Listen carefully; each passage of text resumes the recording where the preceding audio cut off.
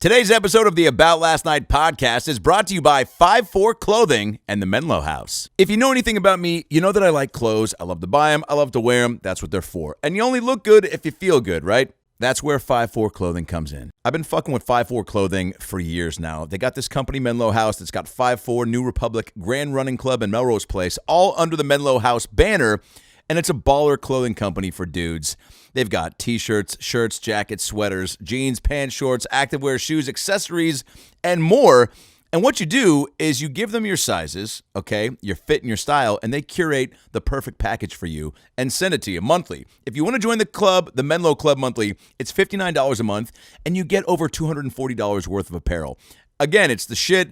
There's other brands out there and companies that do this, but I only fuck with the Menlo House because, well, they're the best. You know, the clothes always fit me perfectly, and I always get compliments on the jackets, the shirts, just got some new hoodies and pants, and they fit me to a T, and that's what you want in your clothes. So, got a special deal for you guys right now. If you go on over to themenlohouse.com, MENLO house.com, and use the promo code 40MENLOALN, you're going to get $40 off your first month for your discount package, okay? $40 off the first month, and that includes the Arrowhead button-down plus the Cali chinos and more. So go to themenlohouse.com, use the promo code 40MENLOALN, 40MENLOALN, and get $40 off your first month, all right? Start looking good and feeling good, and you can't do that unless you're in 5-4 Clothing. And now enjoy a brand new episode of the About Last Night podcast with the very funny Josh Wolf. Hey, it's Herbert. And you're listening to the About Last Night podcast, you slippery little son of a bitch. About last night.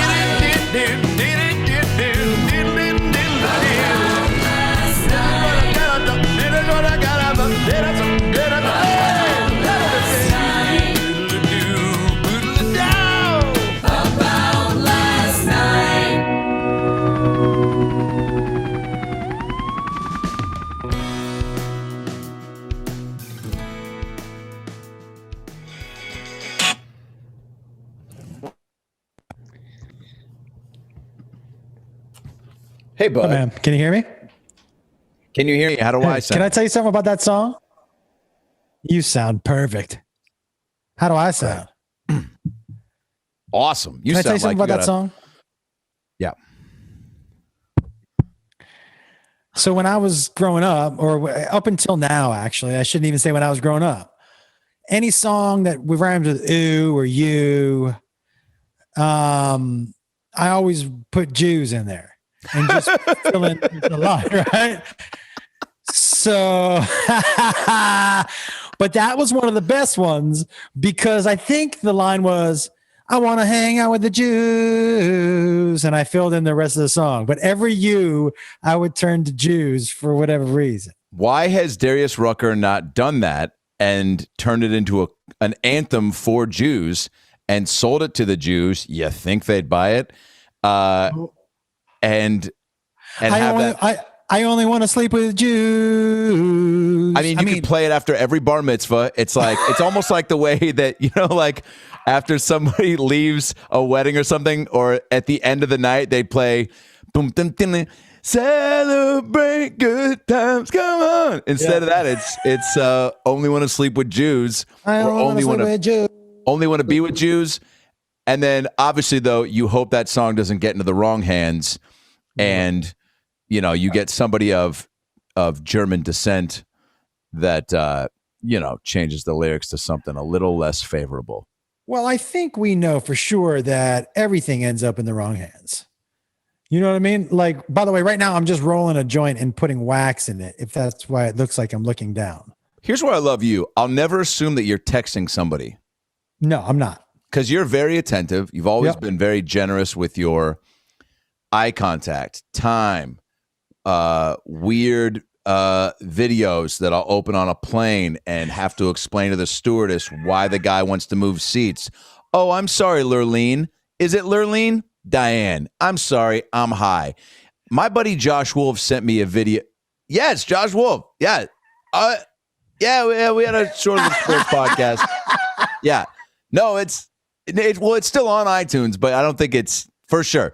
So look, he sent me this video that I have to ask you, because to me, you know, man, one of the things that I like about you is that you do everything. You do, you know what I mean? You like doing sketches, you like doing stand up, but you also can sing, but you do a little bit of everything.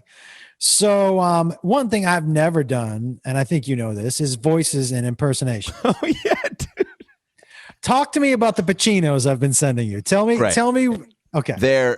So you, I love that you are doing this because it's a great other thing to fill time. And you know, throughout the day, you're like, all right, what content? I don't know if you wake up going, what content wise am I going to put out today? Sometimes, you know, you got pod clips, you got high lives, you got stand up, you got special stuff to promote. There's no shortage for you. But do you ever right.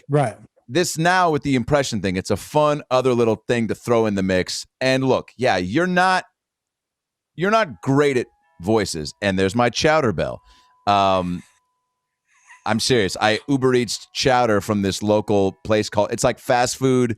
It's like, I was about to, what's not Johnny Hooks. What's the Johnny Rockets? No, it's called Ivers. Ivers, yeah. Yeah. So I Uber Eats some chowder. So that was truly the bell for chowder. And I told my mom, I go, Mom, when the chowder comes, just bring it in. She goes, I'll bring it upstairs. I go, don't interrupt the podcast. She goes, but you haven't eaten all day. I go, she only wants to eat with Jews. If the guy sang that at the front door. And I go, dude, your job was just to deliver the soup. He goes, I know, but I'm a big fan. Yeah. So your Pacino, you own the, it's also like, I don't know, like I did Pacino on Carolla this past week. And look, I don't claim to do a good Pacino. Is it better than yours? Maybe, but it's not great either. But it's also not great. But you got there is something very funny about, and this could be a funny thing that you do with these, where it's just clearly you get some of the mannerisms and some of the whatever, but you find a little thing like you did, like I'm taking a poo-ah. Like I'm gonna I'm gonna put some beef and broccoli into a broth and make a stew, you know, whatever it is. So funny. The voice close, it's in the vicinity of Pacino, but it's like saying when you rent a house and they say it's Beverly Hills adjacent. You're like, is it?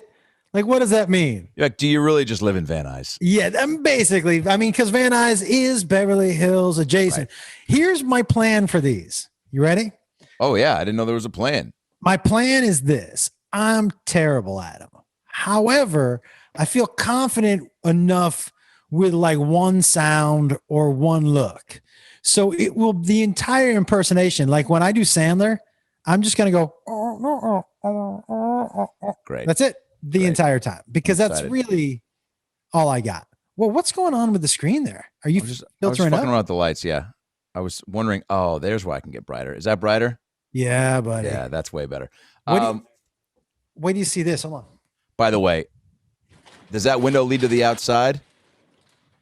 Oh my God, yes it does. Yeah, I'm coming back through soon, man. So maybe we can schedule out a solid couple nights to. Dude, the third. Maybe, I want to have one night where like bring over Pickles, we hang, we let Pickles in Indiana, you know, commiserate, talk about, you know, have pup talk, you know, and then. How come nobody's doing pup talk as a podcast? I mean, just put on like a dog mask or this week on pup talk, or maybe it's just the guy. Well, there's a lot of editing going into this, but it's you set up your dog behind a mic and you do a 30-minute podcast and you just add in all the voiceover for the dog.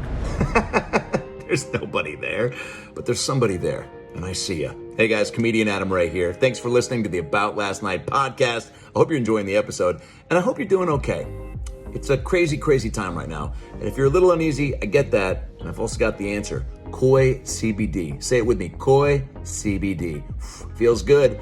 And it does feel good because I use all their products. I've been fucking with the fellas at Koi CBD since my circumcision, and I'll tell you this much. They're the best in the game, okay? Gummies, bath bombs, tinctures, joints, creams, oils. They got stuff for pets.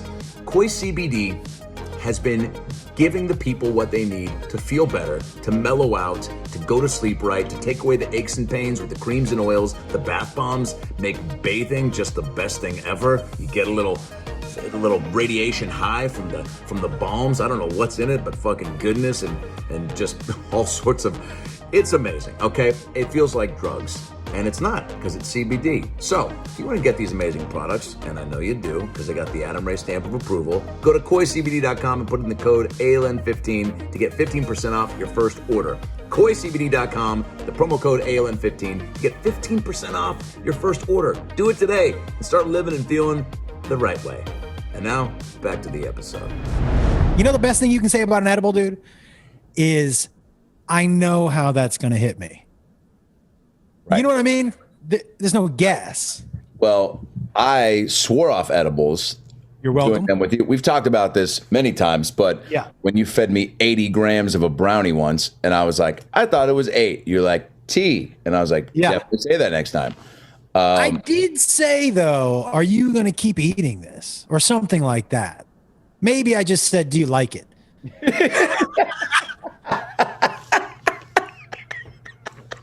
One of the two. It was one of those, this doesn't taste like pot edibles. And that's tough for me when it just tastes like goodness to go, oh, maybe slow down. Also, I don't know, when you know you're going home, you feel safe. But that doesn't mean the hospital's not just a couple phone calls away.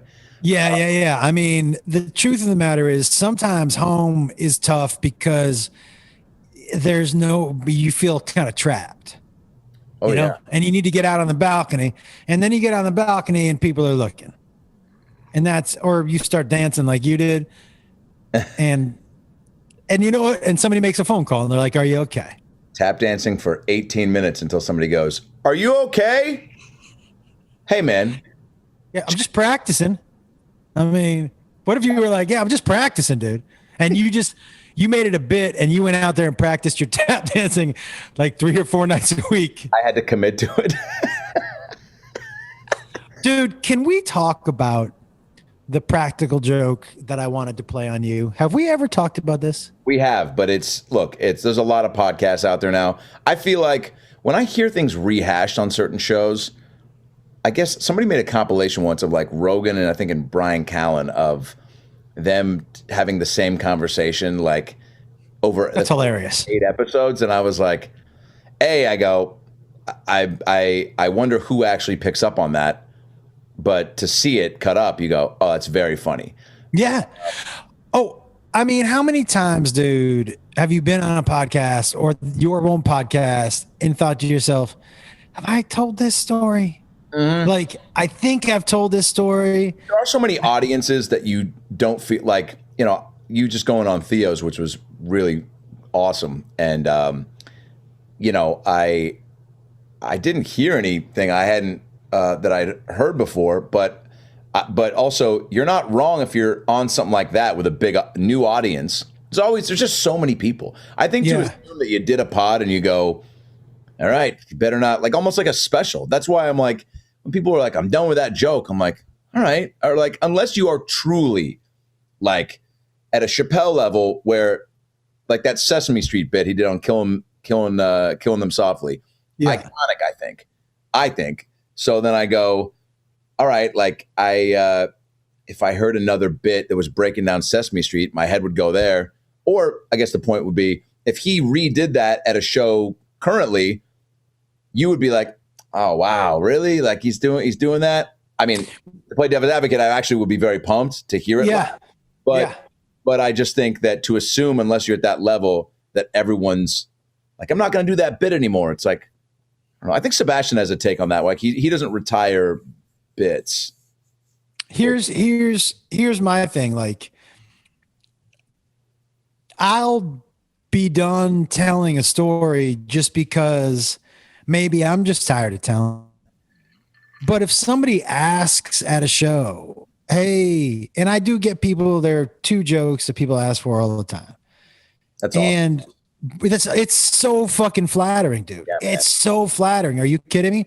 And so one of them is kind of long, so if they shout it out, ask, is it short or long? And if it's long, that's extra flattering because it's like, man, they want to go on another ride. You know, they're like, dude, well, I went on Splash Mountain, but like, I'll ride it again if that's cool.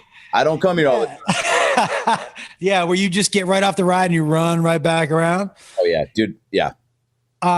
Yeah, man. You know, late shows, I'll definitely do it. But man, I've talked to people who've gone to your shows, and I feel like the same thing kind of happens at my shows. The combination of mixing material with being interactive with the crowd and then adding music, you're almost, the time goes by because you're watching so much different stuff. Yeah. And so like, and I think the music, like you can do an hour of stand up, which is what I do. And then music, like people are still down. Oh yeah. For music. How many songs will you do at the end? It depends. Like, it depends. Sometimes one, like sometimes early show, sometimes one, but late show, usually 4 or 5. Because they're a little more sauced up and it's like just the. Oh, I'm more sauced up. Yep. That's what I meant. Yeah. Will you take something in between shows? I take 100 milligram edible. How the fuck do you, it's truly unbelievable how you're able to be so sharp and funny and like, I don't know, be a husband and a dad. I just can't, I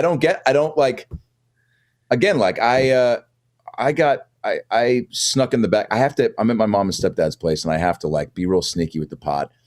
Like even though I've been very open about, Mom, you got to take it for arthritic purposes. Do they not know you smoke? Do they not know you smoke? They know I smoke. Like my mom the first time my mom ever caught me, it was sophomore year of college and I was home and I come back from hanging out with some friends and I was very baked. And this is the first time I'm coming home so high where she's still up. She stays up late, watches TV, Turner Classic Movies, whatever. You've Got Mail. She's on the couch. She passed out, but she was still up. So I come in, I'm like, fuck. And I'm starving. And she had stocked the fridge. Adam comes home. My stepdad, George, loves when I come home because my mom is just buying all the bullshit that you shouldn't have. So he's like, you got to come home more often. We got a fucking tortellini and meatballs. Fucking Willy Wonka's Chocolate Factory when you fucking show up. I want to be with you. And so there was a she had made a bunch. He was psyched when you came home, wasn't he? She had made a bunch of spaghetti and meatballs, and I was so fucked up, but so hungry. You know that perfect balance when you're like, I'm not sick, I'm not about to pass out. I'm in the place to where I could walk in, and if I needed to, make myself a sweet ass roast beef panini, fucking boil some water, make some pasta. I could make myself a meal. Luckily, I don't have to because I'm my mom prepared for me. So all I got to do. By the way, panini and pasta is an aggressive late night meal. I know, dude, but like I don't have the abs you do. So let's move on.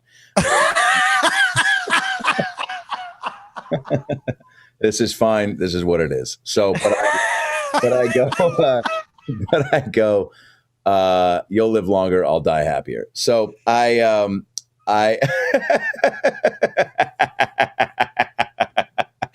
is a great t-shirt. Yeah. That dude. That really is. I think put both our faces on it, get Upstate going on it. All right. Dude, that is a great t-shirt. Okay. We got to figure out the Come image. on. That is great. So I take this giant plate of pasta. I put it on the plate. I take about 16 meatballs, cover them around the pasta, put it in the microwave, go sit down. I don't have an out. I can't just make food and disappear. Mom's being very chatty. How was hanging out? I go, oh, it's great. It was great. Oh, cool. Who'd you see? Oh, Ben, John, and Evan, and Adam. Adam was there too. Oh, how are Ben and John? They're fine. They're good. They're still Ben. Ben's goes by Benjamin now. John's John. Oh, that's great. What do they still drive? Just asking questions that are just prolonging the whole conversation that I don't want to be a part of. Sit down with her. About 10 minutes go by. She gets up to go to the kitchen to get something to drink. and opens her microwave and realizes she goes, and then turns back, and I just feel a silence. And I can tell that she's scoping out my meal. And she just goes, Adam, you didn't turn the microwave on. So I just put in a plate of spaghetti and meatballs in the microwave and then left. So then I go, oh, that's a red flag. That's a tell. And then I go, oh, I thought you had that new microwave that just recognized the food and started. What? And then she goes, who had Did she believe that? No, she goes, like she missed it? Yeah. Who got that one? I watch Antique Roadshow. I've never seen that ad. I have never seen that. Yeah. So then she knew I was high, and then she made some cookies. So we all won in the end. But that being said, we all do win in the end. Now I got to be sneaky and stealthy, and I'll go out on the back patio, which you can attest to this, man. Late night Seattle cold air. I love to see you out and about in Nashville, by the way, walking the dog, being out, soaking up. I don't know.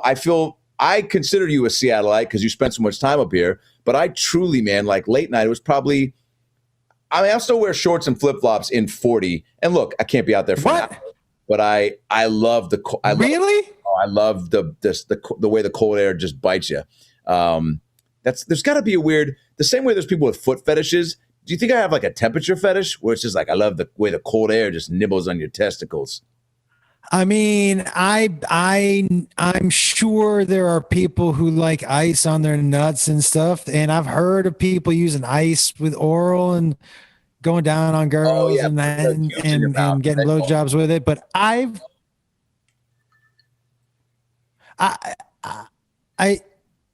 been interested in a lot of things. That's just never been one of them, I don't think. You know what I like to do is I like to put a bunch of peanut butter on my mouth before I go down before I go down.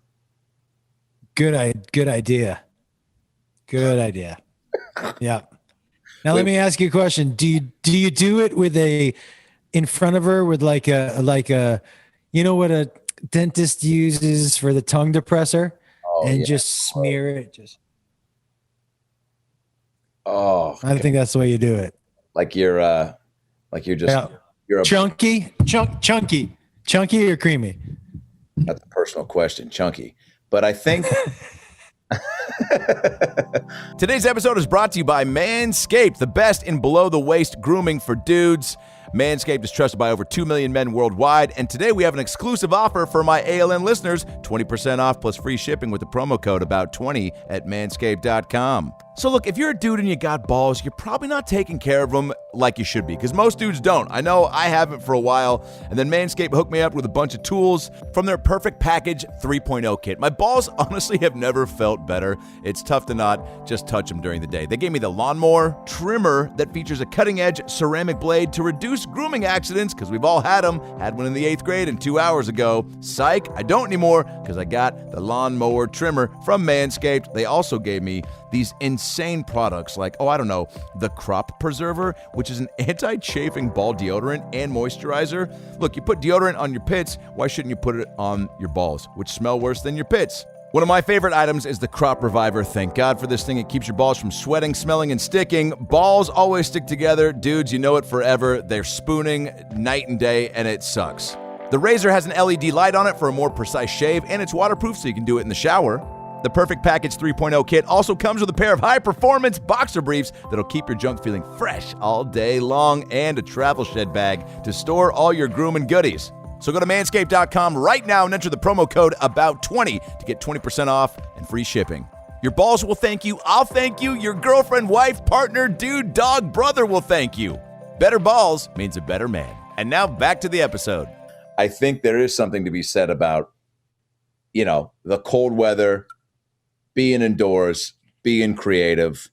You've been nonstop creative. Yeah. The first day you got to Nashville, you're like, dude, I'm just on one. I can't stop producing content. But you know what? Yeah. Not in that order. But you know what, dude? One of the things you said earlier, I don't do anymore. What's that? You said, when you wake up in the morning and you think, what content am I going to put out today. Yes. I don't do that here. That's like, and that actually makes me more creative. I just wake up with no pressure to perform. But how do you what dictates your day then?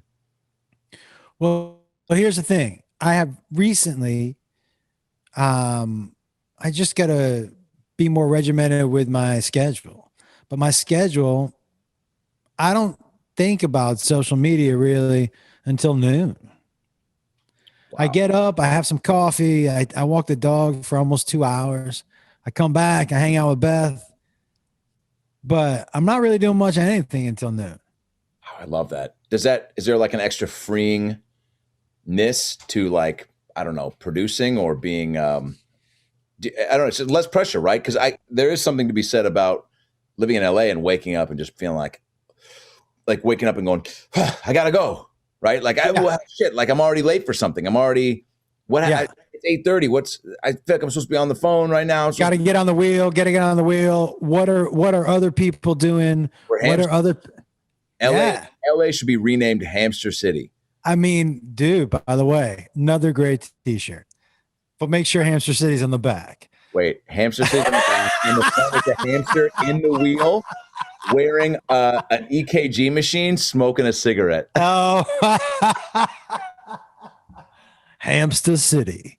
Oh my God, that's so fucking funny. Great band name, great cartoon, great documentary about, I don't know. I for sure would watch the animated TV show about the Hamster City band.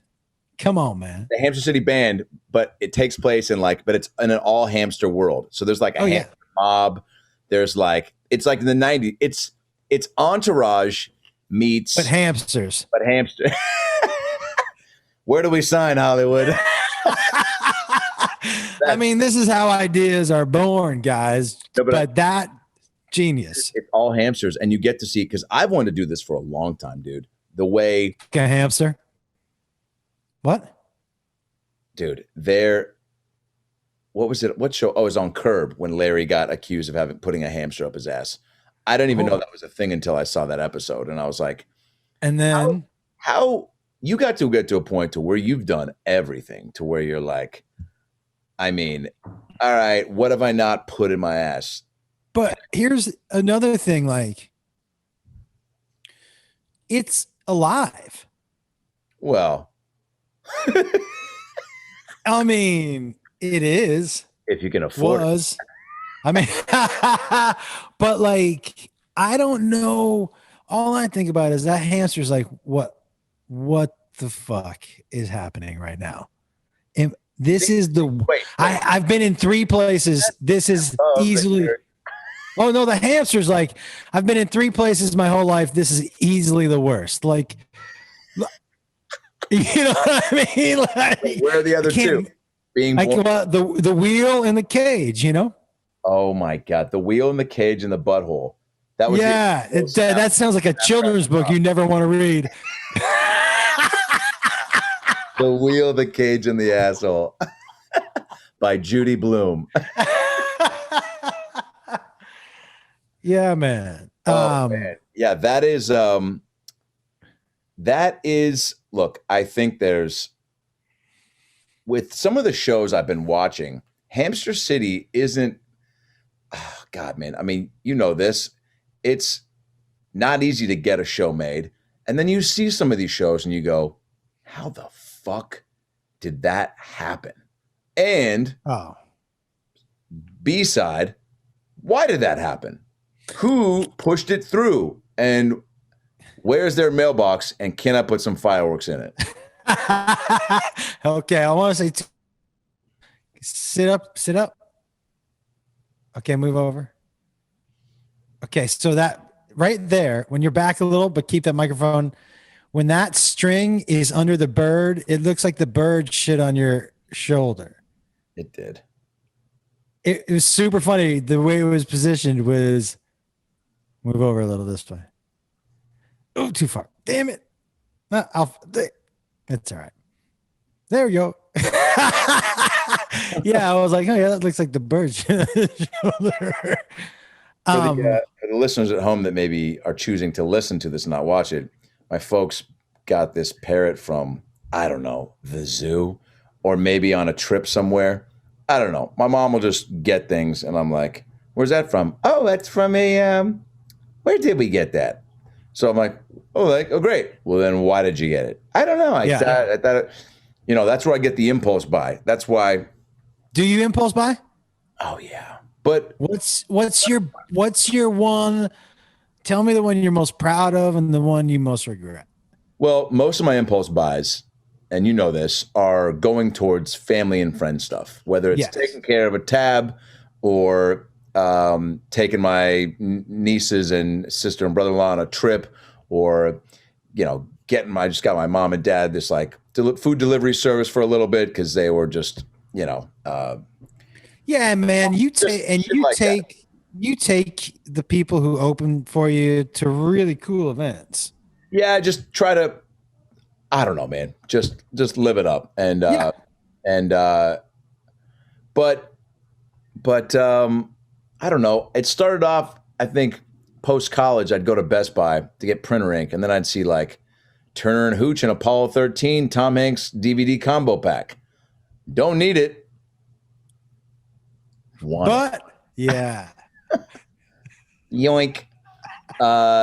Yeah. Or hey, go into Lowell's weed restaurant with Josh. Gonna buy a bunch of weed there. Gonna buy more weed when I get home. Gonna order it, have it delivered to me. Oh, did you? Oh yeah. I was on one. That was great. You know what was so great about that night? That was so much fun. Lowell's in LA, which, by the way, people need to understand, there are no weed restaurants unless you're in Amsterdam. And LA was starting to be kind of at the precipice of this new business model of, hey, you can come to our restaurant, get fucked up. It smells like weed. You got waitresses, and the way that you have bars with hot girls walking around with shots of, vodka Red Bull. You've got But dude, the service was not great because they were so high. The service sucked. And here's why. We're at the table. We ordered like, hey, can we get some Oreo sliders and some chicken noodle soup kebabs and some burrito pancakes and bring them all out at the same time.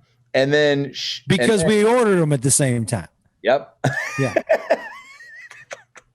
And then she comes back to check on us. We're like, we're great. It's been an hour. What's going on with those Oreo sliders? And she's yeah. Fuck.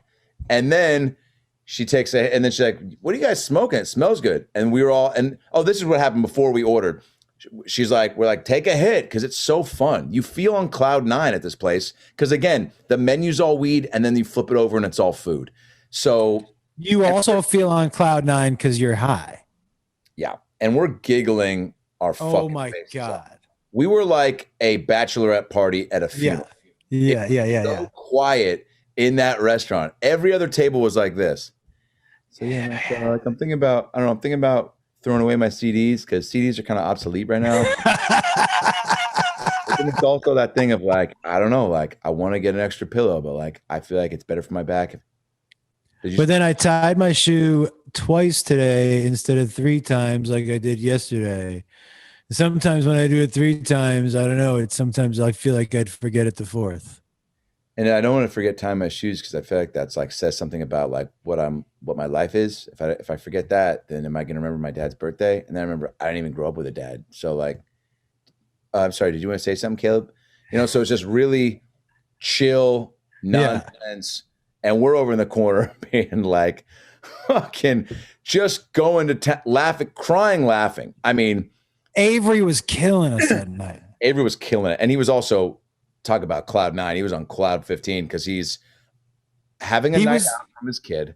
Right. He was kind of a new dad at the time, right? He was fresh into the dad world. Yeah. So to be out and to be fucked up on, and I also too, I think he was like, all right, I can take a couple puffs And then we started getting into it, and he was like, I'll Uber home. Yeah. I'll Uber home to another home. Sorry, son, raise yourself. But then I think he went to town on those nachos. Was it the nachos? Yeah, he's a nacho guy. So then we take a couple puffs. Our waiter takes a puff, and then I remember I ordered a root beer float because I ended up doing a bit about this. I went to this pot shop, ordered a root beer float. It took 90 minutes. Yeah, to get the root beer float, but I can't be upset because you're at a pot shop. Everything's going to be a little bit delayed.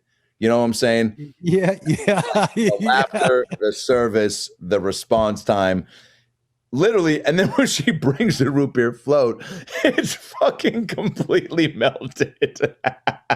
It was just root beer and cream, dude. Yeah. I mean, I wish she had been like, now it's a cream soda. I wish she had said that because I at least would have laughed. But she didn't even have the audacity to bring a new one. She just was like, oh, that's right. I left it there. 90 minutes later, let me bring the same one. Blop. There you go. And I'm like, it's melted. And she's like, hey, what are you going to do? Yeah. I think she did kind of give whatever hey, this ain't is how it comes here. Yeah. You know what I mean? I don't know how you get it somewhere else, but here at the weed store, that's your root beer float right there, you know? Oh, man. You never worked at a restaurant, did you? Oh my God. So many. You did. You've had every job.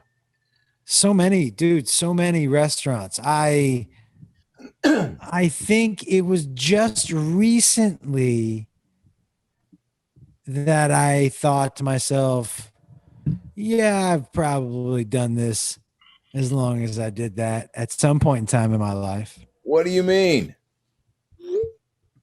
Well, I started waiting tables when I was I started in a restaurant when I was 14 years old.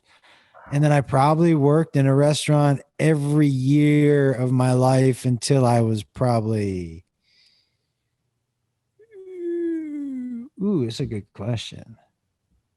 What was your until 1998? Fuck. Every year of my life. How many jokes about the restaurant world do you do? None anymore. I did a lot. Why don't you but that's especially now.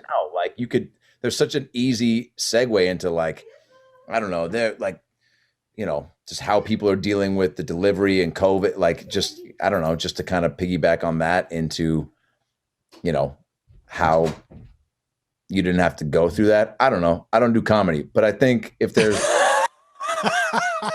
I got to tell you, dude, I loved working in restaurants.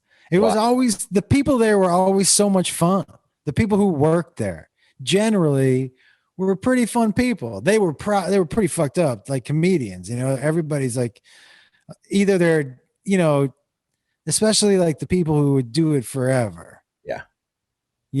I dated a girl who worked at a restaurant for a while, and it was, it seemed like a polluted but fun in Seattle. Oh, so much fun. But here's the thing, like, it just, what I mean by that is like everybody who ends up working in a restaurant, most people that in the restaurants that I worked at, right? This was the type of restaurant.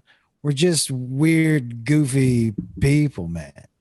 We were all just a little bit off, but that's why it was always so much fun, It's an island of misfits. That's how it was for me working at Albertsons too. Everyone was really? fucked up. We had a kid with a drinking problem. We had a cashier that was like a stripper on the side. We had like a pervert old man boss. We had a kid with Down syndrome. We had it was just, every box was checked, somebody in the closet, somebody out of the closet. We had an ex-military guy who was like the late night manager. And I'd be like, hey, Brad, I was having trouble getting all the beer on the shelf. Do you think can you give me the key? I can put some in the fridge. And he'd go,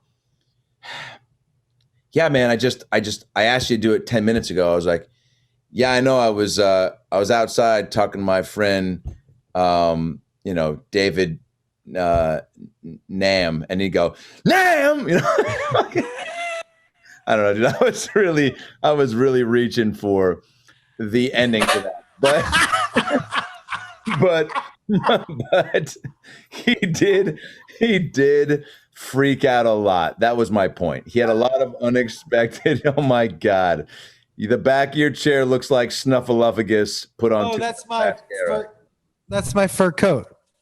It's amazing, but you turn it around, the shape of the back of the chair is very hilarious. Muppety. Yep. All you got to do is Josh, guess what? New character, new idea for your high lives. All right, I'm in. Put on a couple of googly eyes on the back of the coat and a nose in your mouth. Great idea. Grab your mic and spin with the chair, and you get 5 minutes out of that character. It's a Q&A, or it's just a monologue, or it's something from not Cherry, because that was Pee-wee's Playhouse. Yeah. Maybe it's like not Blackie, because you can't. No, fur. Because you can't. Right. Maybe furry or even just a regular name. Furry's a good one because, he is. And it's kind of like sometimes I have furries. I've had some furries in the past really? Come to my shows. Oh, okay. There's a furry convention. Just the same way I want to go to the little people convention. What? There's certain things I want to. Oh yeah, Jim Jeffries I think went with Brad once to one, and I think made love to quite a few little people. So I think like one, but he. Wait, what? Right, you gotta laugh at that. No, no. No. I was still caught on the part before. What did you say? Jim Jeffries did what? So there's furry conventions, first of all, where people all dress up. What up, Pickles? Where people all dress up in costumes and go to these conventions and all a rabbit tries to bone a bear. I get that. But Jim Jeffries went with Brad to the Little People convention. Yeah. And so, like, is that convention for little people to meet, or for like products, or? Yeah, they all have their own CBD line, Josh. No, dude, no, but like I'm sure it's to. I think it's to meet. It's got to be a networking thing.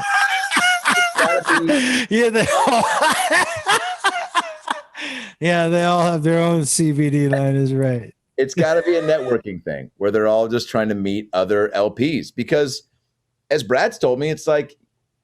He jokingly says we all know each other, but not the case, So you go to these conventions, like any convention, and they're meeting more peeps. It's like, so Jim Jeffries went and I guess had a good time with a couple, and has lived to tell about it. I don't know. Wow. I don't want to say I, in a past life wouldn't, but I don't know, man. There is something about just the size of a little person that is a little too childlike for me.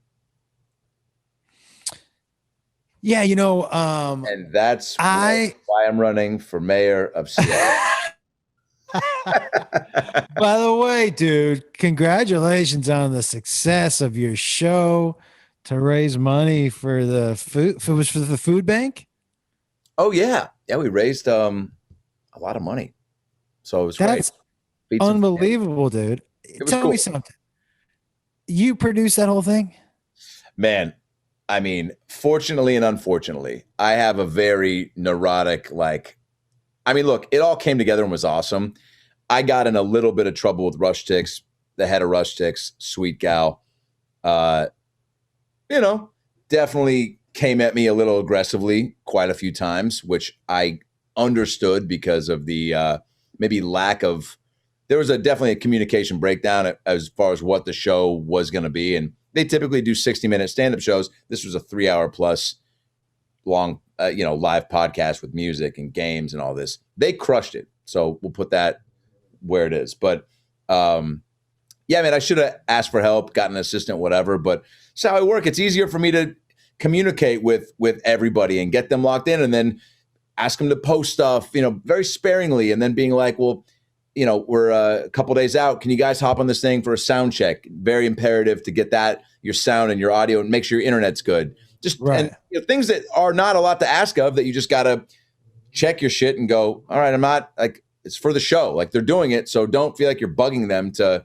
But I was very sparing with and spread out how much I was contacting people and bugging them on shit. But got sponsors involved: Costco, Bud Light, Simply Seattle 5-4, Duke's Chowder House here in Seattle, to kind of legitimize it and add some extra help. And they all donated some stuff, and did a bunch of local press on my own. Tried to get on some podcasts. Tried to get on some more shit. Did as much as I could. I think what's up, Pickles?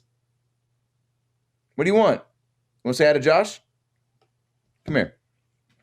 Fuck you then. So she's what do you want? I don't have any food. God damn it. Got 5 minutes. Can you chill for 5 minutes? What kind of food does he want? It's a she, god damn it. You're like my stepdad George. My stepdad George calls Pickles dog. No. Come here, dog. Almost fucking derogatory. It's almost like comes off like and he's got this southern Oklahoma accent that it's almost like, the fuck did you say? Like, you know what I'm saying? Like, it's got a little, like, almost like a, come here, boy. Give me a second. It's like, come here, dog. Come here. Mom, I got 5 minutes. Will you call Pickles? She's freaking out. I think she needs to go outside. I got 5 minutes. Will you take Pickles? I think she needs to go outside. Just call her. I hope you keep that on the podcast. I am keeping it. So the show was great, and I appreciate it, man. And we'll do another. Yeah, one. That's pretty awesome, man. It was a big undertaking, but I've produced. I've just me, man. I try to take it on, do it all, but it got a little stressful at times, but again, the Rush 6 people were. This gal was freaking out and pretty aggressive and said some not nice things. And I'm clearly over it, but I definitely, but it all came together and the show was awesome. So then it was like, told you so kind of, but also like, this is why I was not freaking out about the Monday of doing like a run through, when in the past they're accustomed to like it all being locked and loaded a month out. I'm like, look how many elements and variables we got. Not going to happen with this. But I'm so happy that you crushed it and that you raised some money, man. That's awesome. It was cool, man. Dude, I don't think I could have put that together. I just don't. I'm not good at making sure I do what I need to do, much less 8, 9, 10 people who probably need to be told a couple of times. And the right way to do that and all that stuff that's hard to do, man. Thanks, man. Yeah. Yeah, dude. Absolutely. That being said, though, you're doing a podcast. Tell me something good. Yeah, I'm doing some podcasts. Yeah, but I say it like, tell me something good. Why that for a title? Because that's coming up with a title. People are still coming up with podcasts left and right, which is fine. The market is saturated, but if you got the right combo and you got an audience like you do, fucking billions all across the internet, clearly people want more. Why tell me something good, Josh? You know what, Adam? Because it's gonna be a positive podcast. I mean, here's the thing. I'm not like this, everything's rosy, like crazy, like rah, but I'm not a negative guy. And the podcast isn't going to be either. The podcast is just going to be a conversation between two people, but it's going to be about positive stuff. You know what I mean? And we're not going to get into I can't imagine, it's personal stuff. So I can't imagine, it being bad. Do you know what I mean? Because at the end of the day, we'll be talking about how, they're here now. What? Was that super high? Did I skip a line? What do you think, Parrot? Wait a second. That made so much sense in my head. Did it not make it to my mouth? Hilarious. It did and it didn't. So you got me. It's like in tennis. When you find yourself in no man's land, you're not at the net, but you're not behind the line. Listen, dude, tell me something good because we're going to be talking about good stuff in people's lives. I love, and you do, and it's a fucking great title. And you are so positive, and then you balance it out with liking weird shit, which is a big piece of your merch that you sell, which people should go buy all your stuff because it's fucking great merch. Upstate does it right. But dude, here's a good thing about the good is that I don't feel like it's like sugary good, you know? I think we're still based in, I still try to keep everything based in reality, but yeah, you're not Oprah. I try to, yeah, damn it. Sorry. I mean, how many times somebody got to tell me that? Hilarious. Wouldn't that be crazy if people had to tell me that a lot? You're not Oprah. What? Well, by the way, it would be great because what would that say about what you were trying to do? And you get to a point yeah. like Josh Wolf, the not Oprah guy. What was he doing that he put him in the conversation? Hey, I was thinking about inviting Josh Wolf to the party. The not Oprah guy? Don't. Dude. I'm not coming. I'm not coming. Yeah. I'm not coming. Have you Irish goodbyed recently and felt good about it?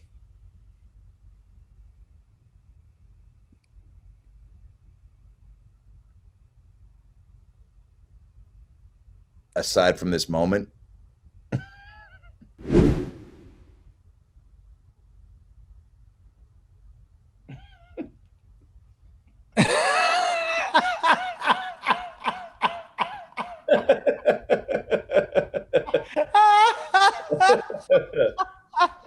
Oh, man.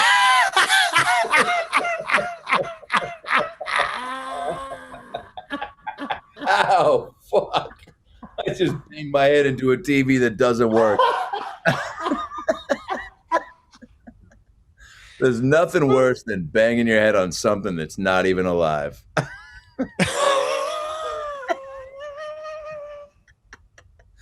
Oh, man, I've only had one giant vodka Coke. Now, a cola. Now, Josh. Yes. I do want to ask you about your plans for staying in Nashville versus relocating somewhere else. Has it become already in a short amount of time home? You know, it's hard to say, man, just because of it's still COVID. It is. So we haven't, you know what I mean? We haven't been able to really get out and do it the way we want to do it. So right. Until we can, you know. It does suck to see LA so not LA, right? It's almost like when you see that hot girl in high school develop like a severe addiction to meth. Stacy. Now, give me a last name from your past that is that is either just a funny last name to go with this character or a real Stacy you know with a meth problem. What if it's both? Awesome. No, it was Stacy Livingston. Yeah. You know Stacy. That's got a train track vibe to it.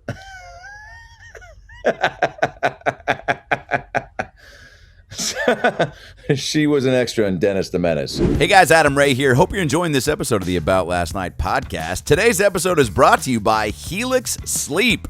That's right, baby. We're all sleeping during the pandemic, probably a little bit more, and hopefully better. But look, I have not been sleeping well, and the people at Helix Sleep reached out and said, we'd like to send you a mattress. We'd like to sponsor the pod. I said, fuck yeah.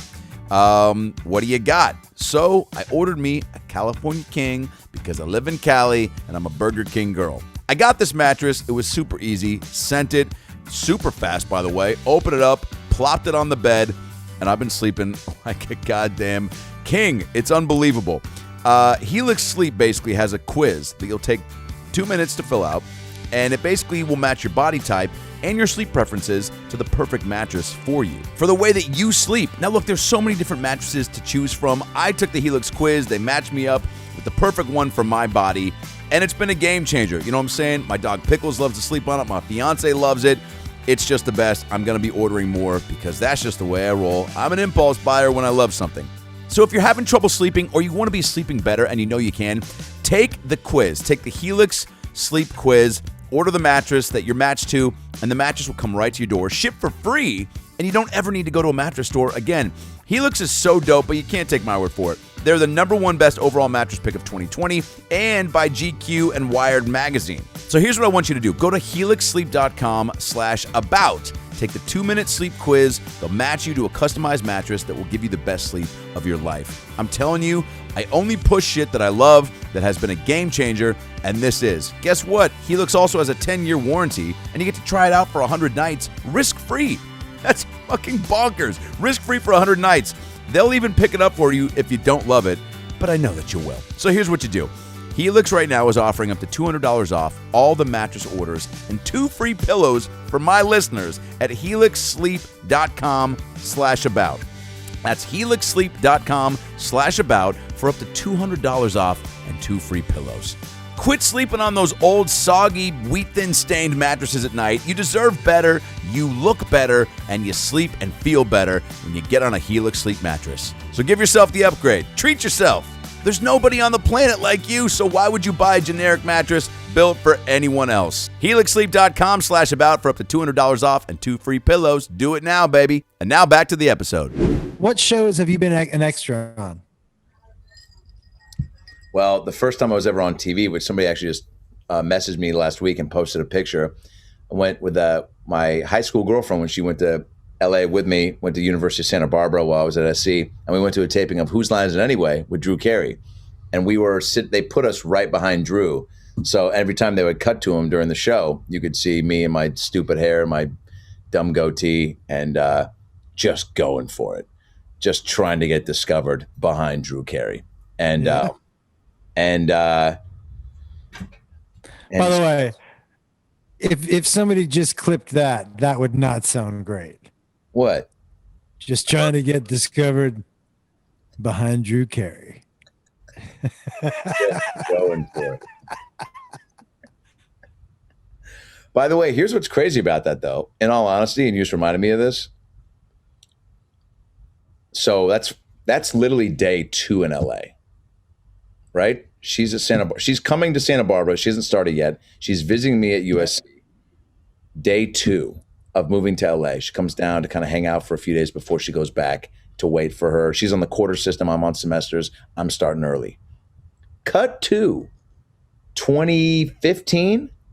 I'm doing stand-up on the Craig Ferguson show. Drew Carey is the guest. My buddy snapped a picture of Drew Carey watching me in the green room doing stand-up on the show. I just put that together. That's kind of cool. How do you get those 2 pictures and put them in the same frame? I got them. Should I? What? Yeah, right. Shouldn't you put them next to each other? What do they look like next to each other? Have you ever done that? No, but that's a good idea. There's a lot of things I'd like to frame, but I just... Wait, do they match up at all? Like, is the positioning at all the same? No, it's a picture of Drew at his desk and then me behind him for Whose Line Is It Anyway.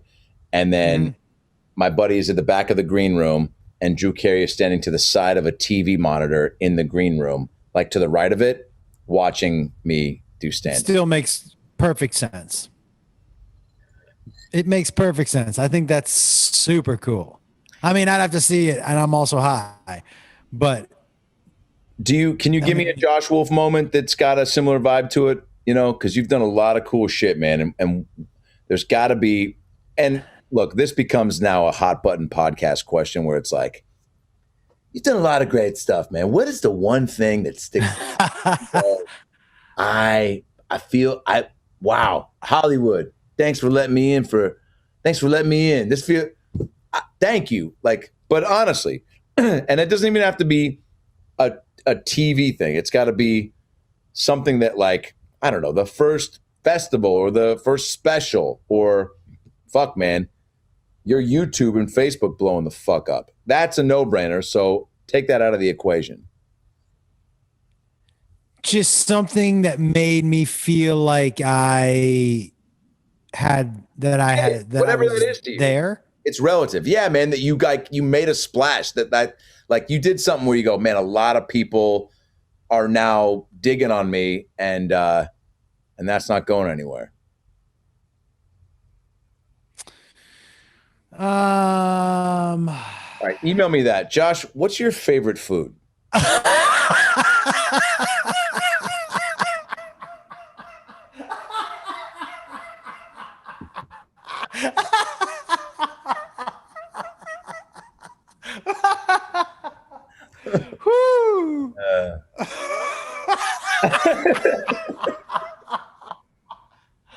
That was pretty well played. Holy shit. Oh, man.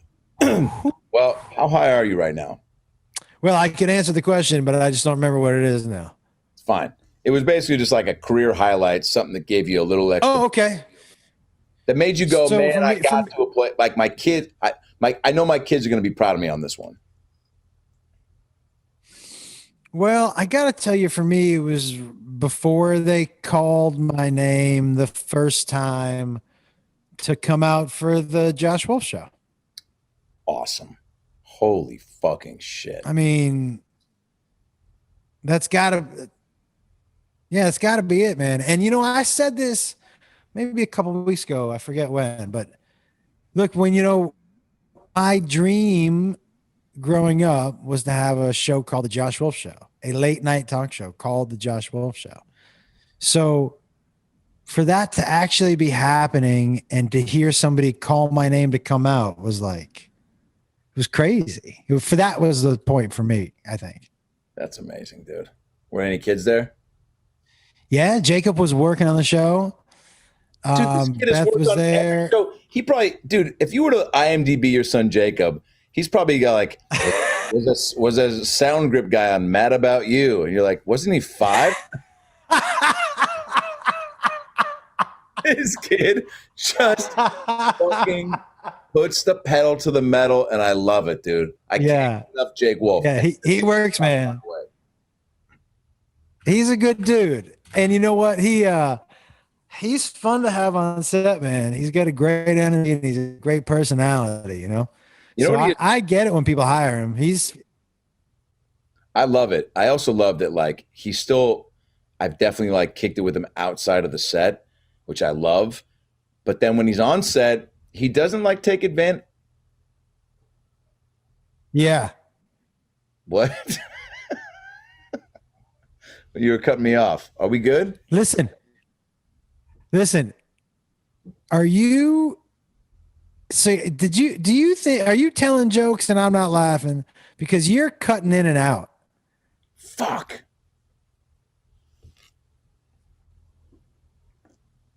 Because you said something earlier, you said you got to laugh at that one. And I was like, am I not laughing at some jokes? And then I was like, oh, he's cut. He must be cut. Heard it, I think.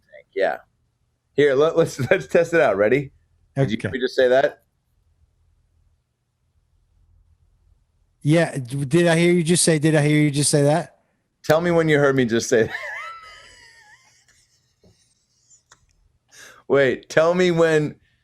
So you talk as soon as I finish talking and tell me what I said.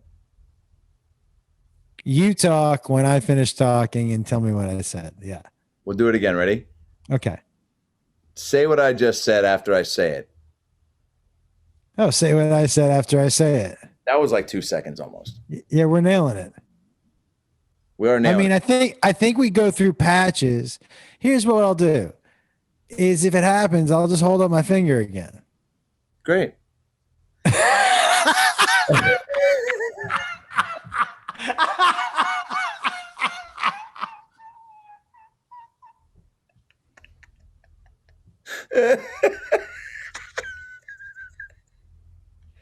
Oh my God.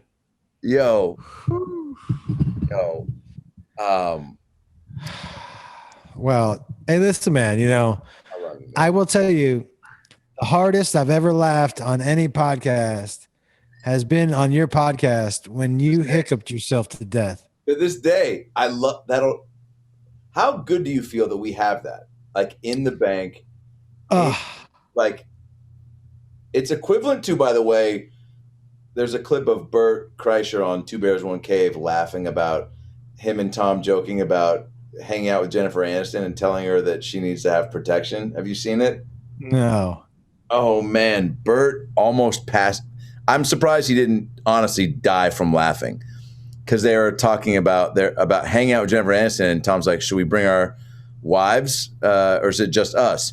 And then Tom's like, "No, they should come. Like it can't be just us. Like they should bring somebody for protection." And then Bert just starts laughing, and it becomes this running joke about, and they just start laughing. Bert's crying about how like, hey, and then Tom looks in the camera and goes, as Bert's crying and doing a high-pitched laugh, protection, and Tom's like, and Tom just goes, hey, you might want to hang out with us, but you might want to have some backup just because we're fucking dangerous. And so, and it just, I'm butchering it, but dude, it's very funny. But it's, if I'll be honest, it doesn't hold a candle. By the way, where is that saying from? Who started it? Doesn't matter. But you laughing from my hiccups, dude, is like a different beast. Laughing from a conversation is one thing. Laughing from a steroid-induced, no food in the stomach hiccup, and the timing of it. Thank God I started taping with my phone. And if it had stopped, I would have been so upset. And dude, I'll post it again because it's great. I should put a fucking montage on YouTube. I know. But it might be, I mean, it's top 3 times maybe I've ever laughed in my life. So hard. I was having a hard time keeping it together. Did you tell your family or anyone about it afterwards? I told Beth. Yeah. Did she understand, or did you have to go to the game tape? Yeah, I mean, I don't think she quite understood the severity of what I was talking about there, but you're right. The timing of the hiccups were so good. It was across the board perfection. But I almost threw up, I think. You did almost. Yeah. Isn't it funny that even with like a hiccup outburst, it's all timing? Comedy, all timing. Relationships, all timing.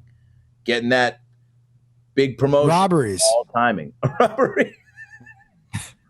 Queefs. You know. All timing. It is. It's all. Have you ever stolen something? Oh, yeah. When I was a kid, there was a store called Cumberland Farms. Prove it. And, yeah, you know it. And by the way, that's the commercial.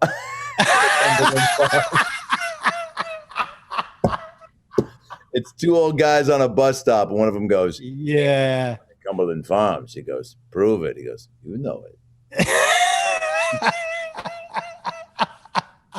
All right, keep going. What happens there? What happened there? What'd you do? Well, at Cumberland Farms, but I was a kid, man. We'd just ride over there on our bike, and at one point in time, there was this dude working behind the counter who I had convinced, and I just kept a tab running. You convinced him to do what? I just kept a tab running. But what'd you convince him to do? Nothing. I just to keep a tab running for me. Oh. The dude, I was like, hey, just remind me how much I owe you. And I just, got grocery store? No, at Cumberland Farms. And I'd go in and just get like Nick. What is Cumberland Farms? It's like a little convenience store, I guess. Great. Sorry. And I would go in and I would get like these little 5-cent.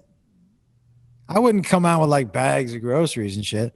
I would come out with like, lollipop, just little shit. And then when I would have a lollipop here, I would have like, a couple candy bars here. So I was waving the 10 cent and I had the, you know what I'm saying? You had a lollipop decoy. Yeah, man. That's a great punk name. Hey, cashier. Hey, look at this. Yeah, I definitely don't have anything in my pants. Just dangle a lollipop. Wow. But yeah. So I did a bunch of that stuff. And then, you know, just dumb shit.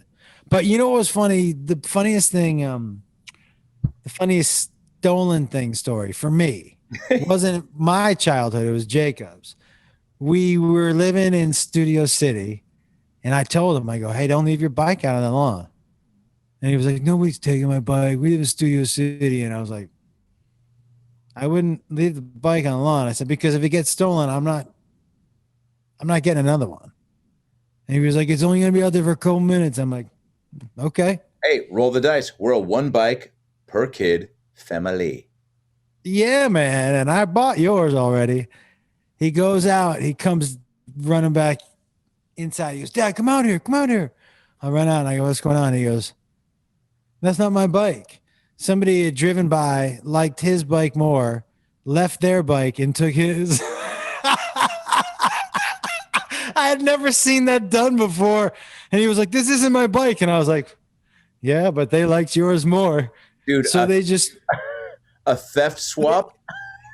Yes, it was crazy. I was like, look, it's not the worst. The worst situation is that you don't have a bike.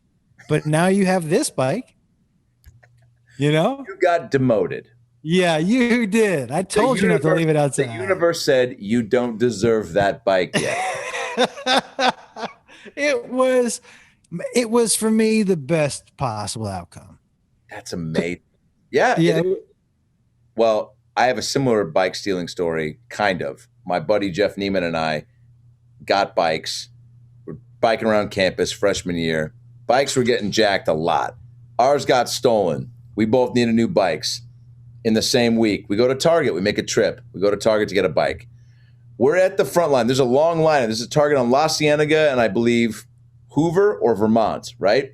The Target that's like on the way 10, 15 minutes from the airport, LAX. Busy Target day. Target's always slammed. Pre-COVID, Target is fucking popping, man. People are like, I'm getting candles. I'm getting Cheetos. I'm getting lube. I'm getting Cheeto lube. They got it. Where? Home and Garden. It's just everyone's, it's packed, man. There's couples. There's new couples. There's soon-to-be couples. And it's just a fun vibe. Now it's a little darker because you got Karens out. The masks are few and far between. They don't have the Sounds of the Season CDs still up. They've got trading cards locked in a case because they're like, people are going to buy them and sell them on Bitcoin. And you're like, that doesn't even make sense. And so Jeff Neiman and I are in the back and we go through it. Target's got a decent bike selection, by the way. Like if this was like if this was the glory hole, you'd be like, this is an impressive selection. Like I did not realize they had black and white. So it's all the bikes, all the speeds, all the bells, all the whistles. And we grab our bikes, we're in line. And I am standing in line and it's so packed. And I stole some shit when I worked at Albertsons. I stole beer. I stole fucking French bread. I stole hearts. I stole. You know what I'm saying? Did you just try to wink? What was that? I think I had a stroke. You did like three. Yeah.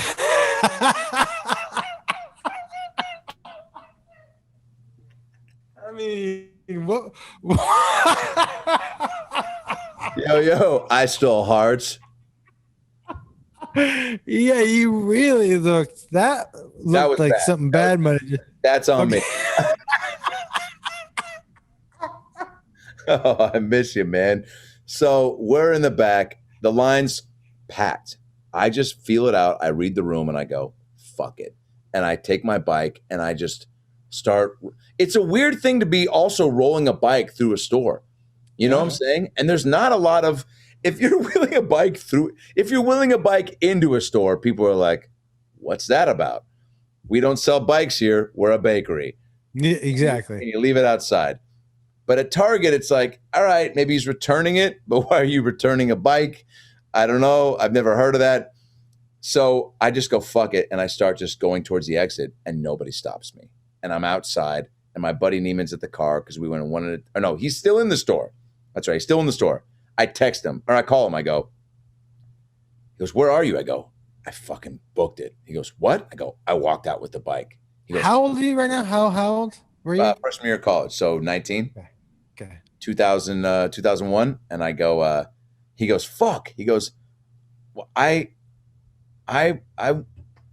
fuck, what do I do? I go, take it, walk out. I go, it was easy. So he, wow, I just realized I'm fucking this story up. Ready? Here's what it is. Here's what it is. I'm outside. He got a bike. I hadn't gotten a bike yet. I was going to get one at a later date. This is crazy. I'm just remembering the actual details, but I committed to that story as if that's what happened. And my brain literally just went, yo, dude, can I talk to you for a second? That's not the story. And you're like, but I heard that's what it was. And you go, fucking, we're getting you a water. That's not what happened. Here's what happened. Okay. I come out. I didn't get a bike. Neiman comes out giggling. He stole the bike. That's what happened. Swear to God. This is a very important detail. It's why I just remembered it. I get very upset. I'm like, well, fuck, I want a bike. You just fucking stole one? I go, will you go get me one? He's like, what? I go, fucking no one's going to suspect you. You fucking tiny little guy. You're just very out of the way. He goes back in, comes back out 20 minutes later, giggling, pushing out another bike. Jeff Neiman, 2 bikes from Target. We start hustling to load them into my grandparents' Mercury Grand Marquis that they let me take to college. I'm parked on Fraternity Row. There's Escalades and BMWs and Beamers. Every other weekend, people are like, whose grandparents are here to visit? Nobody. Yeah. Adam's boy. So we load them into the trunk. Cops show up. Cops come up. At your car? Yep, at the car. Gentlemen, how are you? Fine. I'm fine. Fine. Guys are having some trouble getting those bikes in because we are struggling to fit 2 bikes in the trunk. There's no space in the back seat. I go, yeah, just trying to get the bikes in the trunk. They won't seem to fit for some reason. Cops take a beat. We're so fucking busted. And they're milking the moment and they're waiting to arrest us. They've got the cuffs locked and loaded. And then one of them steps up and grabs the bike and just goes, guys aren't putting this in right. Zoom, zoom, zoom, and helps us put the bikes in the trunk. Neiman and I, out of the corner of our eyes, are like, and close the trunk, get in the car, go get In-N-Out Burger, go home, we fuck. No. Yeah. A celebratory, we're gay for a day. Yeah. You know what I mean? After that day. No. It was crazy, though. You deserved it. So anyway, longer bike story than yours. Payoff was. But dude, I don't know. Let me ask you something. Yeah. How do you explain? So the only reason I was ever scared to steal big things is because how do you ever explain them to your parents? You know what I mean? The stealing stuff? No, like something like a bike. Like, how do you explain? That's why I never stole bigger things, because we didn't grow up with, and neither did you, a whole lot of money. And so, like, if I had stuff, somebody knew. You know what I mean? Oh, yeah. So I had to keep it kind of. Well, in college, it was a little different because it was. Oh, college. That's right. You're also at USC, man. So, like, unless you're true, like, if you got clothes on, people just go, oh, that kid's got it. He's responsible. Yeah, but I mean, there's also varying degrees. It's also LA. So did you steal in high school at all? Yes. But in LA, look, man, Halloween, you see Johnny Depp and Batman at Denny's at 2 a.m, right? So LA just gives a lot of slack and benefit of the doubt. So even in college, yeah, you see hot girls in amazing outfits and strapping dudes in leather coats and shit. And then you got guys like me wearing fucking Seattle Supersonic t-shirts and fucking jeans that don't fit right. And you're like, hey, I go here too. And they're like, cool, you better fucking make it in the business because no one wants to fuck you. And so, but in high school, yeah, man, Albertsons all the time. I mean, again, even on my break, I just grab fucking deodorant and have you? Oh, you're free. Just so you know, you're freezing. That's fine, dude. I'm getting just so you know you're freezing. Calls. There you go. No, you're frozen again. How am I? Josh, there you go. Josh, hold up. I'm gonna call. Okay. Josh. Yeah. Oh, wait, I know who that is. So the other day I got a phone call, a missed call from a number that was like, it said like Cook Lacey is like the name of the person, right? So I go, that was weird, but the name was up. It didn't say spam risk. It didn't say like unknown number. It said the name. So I go, that doesn't sound familiar. Now I start going back to my head. I'm like, is that from the past? Did I enter the name like that? What's going on? Call him back. She's like, hello? I go, Cook? She goes, who? I go, goodbye. And then I hung up.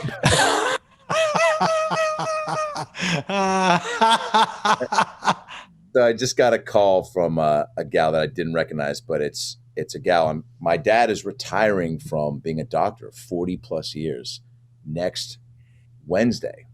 He's in Salem. Wow. And, my stepmom passed last March from hospice. Thanks for bringing it up. And so he's been by himself. And ups and downs. Call him a lot. Yeah. Keep in touch. He's got his pup, Sophie. They had a dog named, Blindy, Deafy. She was blind and deaf. On. She had cuts and bruises and scabs and scars and SARS and herpes. This dog was fucking. I mean, she been through it, huh? It was a wrap on this dog's life. Cats get 9. She got 1. Didn't even. What was her name? Mindy. Mindy the dog. Mindy the dog, and her and Sophie had been by my dad's side for a minute. Mindy actually was great throughout the entire hospice ordeal, and but then one day she's bumping into the fucking Christmas tree that my dad still has up. She's bumping into the couch. You put food in front of her, she eats your hand instead. Just a complete waste of space and also quality of life. You just go, oh man. So finally I just looked at my dad one day. I've been with him for like a month and a half, and his fucking wife had passed 2 days prior, and I go, Dad, I'm sorry, man. Mindy, this is a wrap, man. And he goes, yeah. So we called the vet, took her to put her down. And my dad, when you lose a loved one, especially your wife, and it's hospice and it's a lot, you fall into a hole of depressive statements, right? Like every little thing would remind him of his wife. Yeah. Like you'd see a pizza commercial, you'd be like, she loved pizza. You'd fucking get up to go take a pee. I remember listening to her pee at night. His dog Mindy would fucking butt fuck a mini troll doll they had under the Christmas tree. Yeah, I remember fucking that dog. I remember fucking that dog. Yeah, wait, what? Yeah. So we put Mindy down, and then we get back, and my dad looks at Sophie, the other dog, and just goes, oh, he goes, and Mindy was the mom of Sophie. Mm-hmm. And my dad just goes out of nowhere, and I'm already just like trying to be a rock emotionally. And he just goes, looks at Sophie and goes, how you doing? He goes, there's a beat after I come back, and Mindy, we put to sleep and sit down, and you're like, all right, so naked and afraid? Like you can't, you gotta ease into the next moment. So I'm just sitting there and I go, all right. So, and my dad looks at Sophie and goes, oh, how you doing, Sophie? You lost 2 moms today or in the last couple of days. And I go, Dad, you get 2 depressing comments a week. You spent that fucking low and not moving us in the right direction. Whoa. You give them, you give all the slack because you go, fucking, there's no rule book for this. That's a doozy. That being said, retiring from medicine 40 plus years, gonna do a surprise. Good for him. I decided, he can't just retire and go home and sit on the couch and have it be a normal day. So I'm trying to get my nieces and nephew and sis. I'm going to drive us all down. I'm trying to get my brothers to come down. I got in contact, and that's who just called me, who I thought it was another spam number that I was about to put on the podcast, which would have been a big bummer because I actually would have known her, and then it would have been like, hey, this is a bit. Goodbye. And then it wouldn't have worked. He's going to help me set up a party. It would have been great if you had done it in that voice, too. Yeah. Hey, this is a bit. Bye. Dude, I used to prank call Seattle sports radio stations every night, 4th, 5th, 6th grade. Man, I was just saying, I used to prank call. There was a guy in our phone book whose first name Seymour, last name Wiener. And man, Wiener, not Seymour Butts? His name was Seymour Wiener. He might have gone by Weiner, not when we called him. By the way, got on your high live today and threw out a very good question that I loved you pulled to the forefront. Because guess what, dude? There shouldn't be an obligatory, your friend comments on your shit, you put them in the live feed. And I love that you don't do that. Actually, 99.9% of the time, you read my comments because I don't just post like, yo, and I want you to go, hey, Adam Ray's here. Like, I'm just like, come with something funny or what the fuck are you doing? So I post. But also, dude, sometimes I'm so high, I just might not see it. Well, there's that. You have to remember that. Like, sometimes people are like, hey, man, I said something to you a couple times, and I'm like, you do know that I'm super high. Like, hey, man, I've commented twice now on the thing that's moving constantly. How come you haven't? It's like walking through a busy Vegas casino pre-COVID where there's hundreds of thousands of people passing you on every side. And one guy, after he bumps your shoulder, 2 days later goes, dude, how did you not see me? I fucking bumped your shoulder in the MGM. You didn't. I was. 3 a.m., man. I was in a red jacket. You looked at my jacket. Yeah, you did. I saw you went like this. It was like, what was I about to say? Something about hospice. Continue. Hot space? No, but very funny. So what did you say? I said hospice. I texted a buddy while I was with my dad, and I go, hey, man, not a good time. Dad's, emotional. Stepmom's on hospice. He texts me back 5 minutes later. Dude, I feel like such an asshole. I thought you said your stepmom was on Hospice. I thought that was a new dating app. And I go, well, she is moving on. Hey guys, Adam Ray here for the About Last Night podcast. Hope you're enjoying this episode. Obviously, it's a very difficult time for everyone right now. We're all challenged in finding a day-to-day routine that makes our lives consistent and awesome. And if there's something that's interfering with your happiness right now or preventing you from achieving your goals, BetterHelp Online Counseling is there for you. BetterHelp is a professional counseling service online, private, and it's so convenient. I've used it for a little bit now. It's truly the only way that I've found to help get my own issues dealt with on my own time at my own pace. You can schedule secure video or phone sessions, plus chat and text with your licensed professional counselor right now. They're specialized in depression, anger, stress, anxiety, family conflicts, LGBT matters, grief or relationships, sleeping, which I have a lot of trouble with, trauma, self-esteem. Anything that you share with them is confidential. And guess what? If you're not happy with your counselor for any reason, at any time, you can request a new one for no additional charge. There's 3,000 U.S. licensed therapists across all 50 states, available worldwide. And again, there's 4 ways to communicate with them: text, chat, phone, and video. You can start communicating in under 24 hours. It's available on any desktop, mobile web, Android, and iOS apps. Schedule a video or phone session, generally weekly, unless your therapist schedules more, unless you just are really not sleeping and need to get some additional chats in. There's broad expertise in the network, which may not be locally available in many areas. Financial aid is available for those who qualify. It's secure, it's convenient, it's professional, and above all, it's affordable. All right, it's truly the most affordable option I've found. So right now, all ALN listeners are going to get 10% off your first month with a discount code AboutLastNight. So why not get started today and start making some changes for the better in your life? You deserve it. So go to BetterHelp.com/AboutLastNight. Simply fill out a questionnaire to help them assess your needs and get matched with a counselor that you'll love. That's BetterHelp.com/AboutLastNight. BetterHelp.com/AboutLastNight and get 10% off your first month with promo code AboutLastNight. And now, back to the episode. I keep getting this, your internet connection is unstable shit, and it makes me want to put a knife into my eye.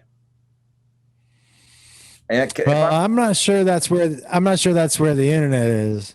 If I'm being honest, But if I were to do something drastic to myself, a knife in the eye is a way to definitely get attention. Because I have to tell you, yeah. Oh no, what'd you do? Thought of that is like Going through your eye, yeah. oh, I had a girlfriend once say to me, "What would you rather do, be burned alive or drown alive?" And I go, "I just asked you what time it was." yeah.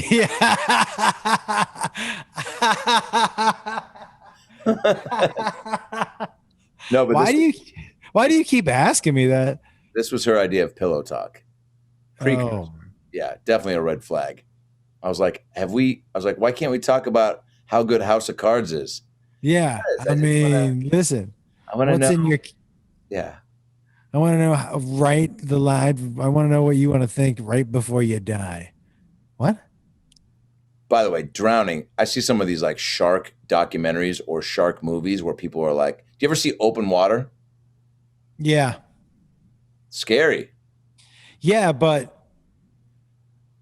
I think drowning has got to be better than being burned alive. Fuck that. Yeah, because I guess at some point you see the sky, you're fighting, you're treading water, and at some point you just go. You're going to die, and you'll probably die scared, but who doesn't? You know what I mean? But guy burned alive. Who doesn't? Who doesn't? I thought I heard a pee pop, and I thought you said Pooh doesn't. And Yeah, Pooh doesn't, by the way. I thought you meant Winnie the Pooh. Winnie the Pooh. That's exactly what I Die mean. scared. And by the way, Pooh doesn't on the front, die scared on the back. And it's him with his face stuck in a hole looking for honey.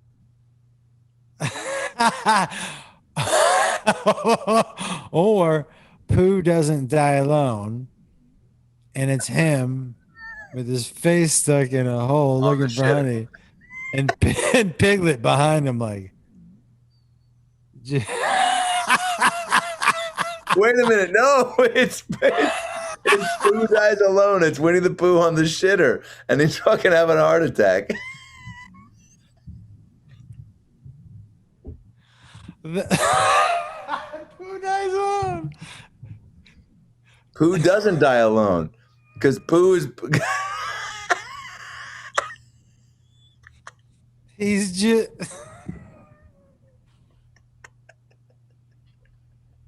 Because either way you slice it, Pooh's still there, man. Yeah, man. Well, yeah, Winnie the Pooh's always there for you. All right, don't try don't you try to tug at my heartstrings when I'm at 11% battery. Oh my God, dude. I love you, man. Hey, I could laugh with you all day and all night. can I tell everybody about my special? I was getting to that, but you know what? Take the host duties right away because you yourself are a host, and this is why we're here, because you are doing a giant live stream comedy stand-up special. Yes. It's amazing because, look, tour dates, yeah, they're happening here, they're happening there, but you know what? Done a lot of cool virtual shows, and if you have that opportunity, don't pass it up because it's just as fucking cool. And you're doing a big man. I'm super excited, and dude, the reason I'm extra excited is because this hour. Okay, I found about 2.5 months ago, I found my very first comedy CD, and I was like, I wonder what this is, and I listened to it, and I was like, I'm going to rewrite that. I'm not punch it up, but just like rewrite it from my point of view now. You know what I mean? So I rewrote the whole CD, and that's the special. Holy shit. What a great idea. You know what? Because I was like, I would tell this differently now, you know? Yes. Dude, I just revisited a script I wrote 4 years ago and was like, I can't believe I thought that was good. But look, that happens with everything. If you're creative, you get better, you get sharper, you learn your perspective, your point of view. I don't know if necessarily changes, strengthens. So to revisit something like that with now Josh Wolf being even more pro on top of that and adding everything you've done and learned and gained to what you did at that point, awesome, dude. Guess what? Yeah. I'm watching. I'm buying a ticket. I appreciate that, man. Yeah, I'm excited to the only thing, look, obviously, I wish I had been touring on it for 6 months. You know what I mean? Yeah. But here's one other thing I'm going to do in the special. There, for 2 jokes, I'm going to tell them the way I told them on the original CD. Okay. And then I'm going to, because I want you to hear why I changed them. One, because one would get me kind of canceled. So I want to tell that joke, but then I wouldn't even tell that joke now because it's not where my mind goes. You know what I mean? So like, I want to do the joke how I would tell it now. And I'm going to do that with one other joke, just because if I'm gonna do this, why not show you what it used to be just a little bit also? You know what I mean?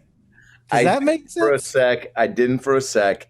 And then I truly just took a beat and go, listen again to what he said in your head, replay it, and it's all good, baby. And that was. Does it make sense now? It does. Phew. Because I don't think I could repeat it. Is it shoof or few? It's shoosh. Shoo, because you went shoo. But it's like, I was raised to say.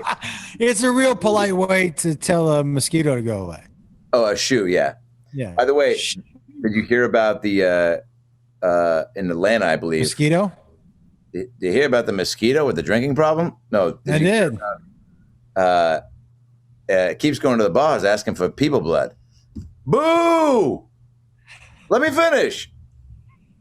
No. This couple in Atlanta shot somebody for shooing them at the movie theater. What? You post a lot of insane headlines on Instagram. This would not be. This was very real. You post like, guy gets caught with dildo in eye, kid finds him, thinks dildo is his dad, dildo raised his son. Like, you post things like that. Yeah, by the way, that's coming out tomorrow. I don't know how you knew that, but I subscribe to dildomeme.com. But shooting for getting shushed. Can I be honest? Not surprising. We've all thought about getting violent when you get shushed by a stranger in public. But look, you think about pulling out. No. Pulling it out. Maybe that's what. I mean, what were you doing in public to get shushed? Oh, yeah. Couldn't you tell that was a gun? Oh, I didn't see the gun. You were like, maybe you're talking, Yeah. Well, what would you do? How do you respond to a shusher? Well, it's been a long time since I've been shushed in public. Oh, boy. Yeah, it just has. I'm an older gentleman, so I get my seat early. Also, you read the room well. You know, there's getting shushed. You gotta be coming in hot most places. Yeah, I'm not doing that. I in public, things that bother me in public are people who pretend like they're the only people there. Those are the people in public. Do you know what I mean? Like they They go to the beat of their own drum, and you're like, hey, man, there's a full orchestra behind you. Or if you open the door for somebody and they don't say thank you, it's like, what are we doing? Josh, I love you so much. That's one of my biggest pet peeves. Oh, it's my number one. Yeah. Number one. Because guess what? You've closed the door to my heart by not saying thank you. It's so easy. Because especially when you're like, you open it, you have to turn and recognize they're coming. Take another 2 seconds. You can say thank you before you can see when someone's body language and energy shifts to go, I got you. Or even a foot. Sometimes if you're holding the door and then you just even catch it with your toe and you go, and you catch it and hold it. That's worth 2 thank yous. That's worth a pre-entrance thank you. And then I'm in thank you. By the way, it could be like it can be even if it's a thanks or you know what I mean? You're a fucking asshole if you just go. You know what I'm saying? Like, yeah. Just you got to give me a verbal. Show me what you want. Ready? I'll hold the door for you. Ready? Show me I what appreciate what I want. Yeah. What I would do is I would say, I appreciate that, man. Cool. I'll show you what open the door for me and I'll show you what I do. Thank you so much. Good one. Yeah, that's a good one. Here's what I think some people think we want them to do. Ready? Open the door for me. All right. I bet. Okay. Holy shit.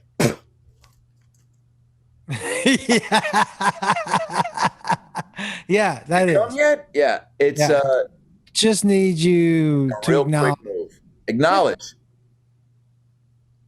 Yeah. A lot of people fail to acknowledge, and I think that's what I wanted to close things out on, is that I think we can all be more attentive, be more present, which I heard you talk about on Theo's pod about just being a little bit more emotionally tapped into what's going on around you. And that definitely ties into dropping a thank you if the door's being held for you. That to me says everything about who you are. You don't say thank you. Look, are you going to be my phone a friend for Who Wants to Be a Millionaire? Probably not. Are you coming to my wedding? Definitely not. Are you a bad guy? I don't know. It remains to be seen. But you're not off to a good start. Yeah. You've stumbled out of the blocks, my friend. Yeah, that is for sure. You're in the low post, putting up both hands when I'm like, dude, I saw you in the post. I know you're there. I'll get you the ball.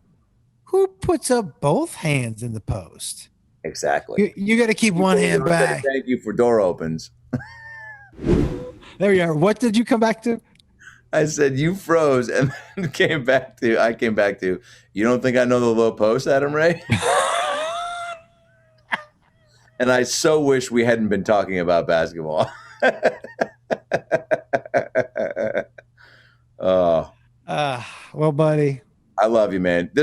Look, I'm glad we recorded this for just people, because, it is a rare thing to be able to jam with someone that you're just like, man, time flies. Here I am thinking we'll do an hour. We've done almost 2. Doesn't even feel like that. Laughed legit the whole time. Mm-hmm. So pumped for that, for the people to get to enjoy. But man, it's a treat to have you. Always great to talk to you, man, and miss talking to you. And tell your family we say hello. Likewise. Amanda sent a bunch of love and a bunch of texts back. I think she's drunk with her family, but she can't wait to see you guys live in the flesh. And when I come back, we should set out a legit schedule of this is a high live, this is a sleep on the couch type of night, this is a leave Amanda at home type of night, this is a. Wait, does that imply that when you're sleeping on the couch, Amanda's on the couch also? Look, she definitely didn't smoke pot till she met me, which I love. She's down to hang and party, but she's more of a couple hits and she'll break into a fucking Quiznos. You know what I'm saying? I do. You guys got new lettuce. And they're like, what?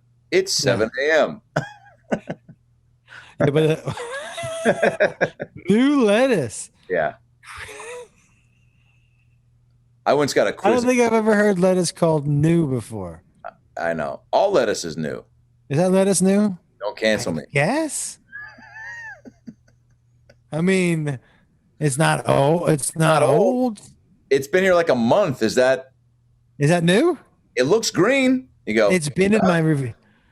If you added up all of the vegetables that you've had to throw away out of your refrigerator.